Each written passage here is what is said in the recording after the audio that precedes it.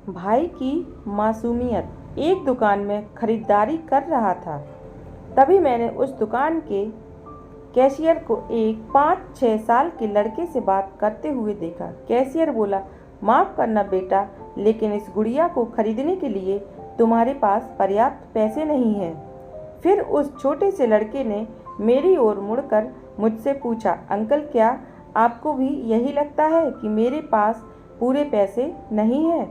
मैंने उसके पैसे गिने और उससे कहा, हाँ बेटे, यह सच है कि तुम्हारे पास इस गुड़िया को खरीदने के लिए पूरे पैसे नहीं हैं। वह नन्हा सा लड़का अभी भी अपने हाथों में गुड़िया थामे हुए खड़ा था। मुझसे रहा नहीं गया।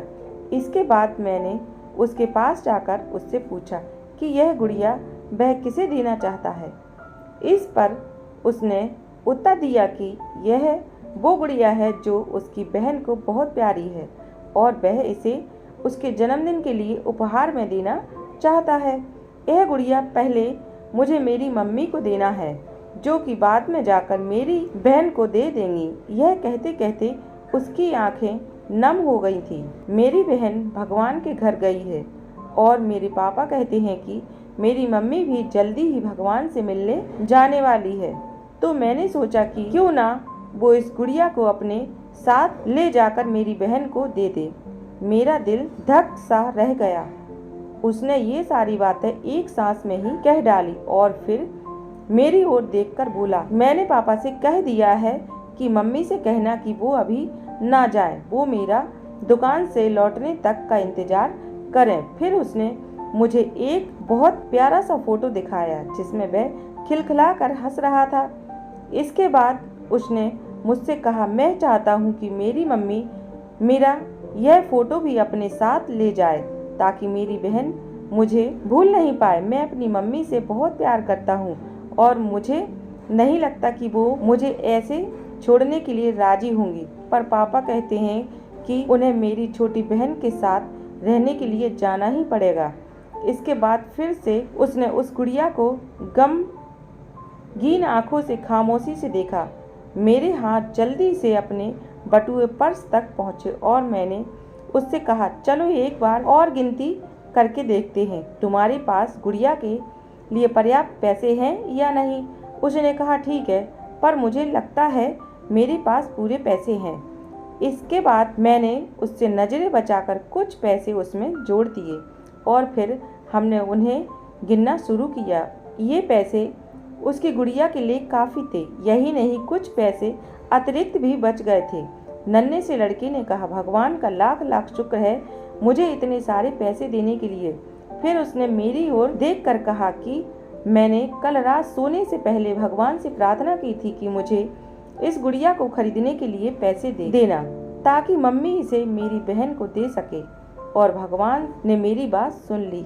इसके अलावा मुझे मम्मी के लिए एक सफ़ेद गुलाब खरीदने के लिए भी पैसे चाहिए थे, पर मैं भगवान से इतने ज़्यादा पैसे मांगने की हिम्मत नहीं कर पाया था। पर भगवान ने तो मुझे इतने पैसे दे दिए कि अब मैं गुड़िया के साथ साथ एक सफ़ेद गुलाब भी खरीद सकता हूँ। मेरी मम्मी को सफ़ेद गुलाब बहुत पसंद है। फिर हम वहाँ से निकल गए। मैं अपने दिमाग से उस छोटे से लड़के को निकाल नहीं पा रहा था। फिर मुझे 2 दिन पहले स्थानीय समाचार पत्र में छपी एक घटना याद आ गई।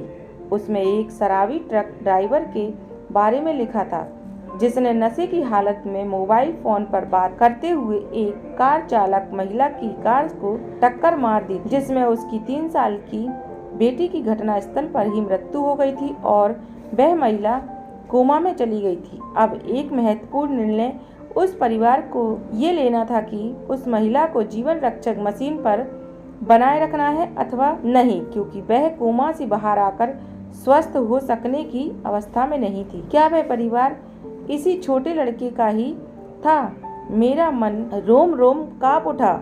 मेरी उस नन्हे लड़के के साथ हुई मुलाकात के 2 दिन बाद मैंने अखबार में पढ़ा कि उस महिला को बचाया नहीं जा सका। मैंने अपने आप को रोक नहीं सका और अखबार में दिए पते पर जा पहुंचा, जहां उस महिला को अंतिम दर्शन के लिए रखा गया था।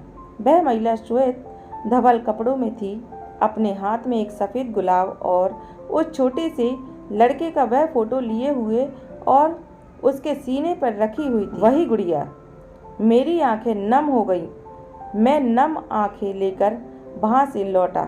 उस नन्हे से लड़के का अपनी माँ और उसकी बहन के लिए जो प्यार था वह शब्दों में बयां करना मुश्किल है। और ऐसे में एक शराबी चालक ने अपनी घोर लापरवाही से क्षण भर में उस लड़के से उसका सब कुछ छीन लिया था। इस कहानी से सिर्फ और सिर्फ एक पैगाम देना चाहती हूँ, कृपया कभी भी शराब पीकर मोबाइल पर बात करते समय वाहन ना चलाएं।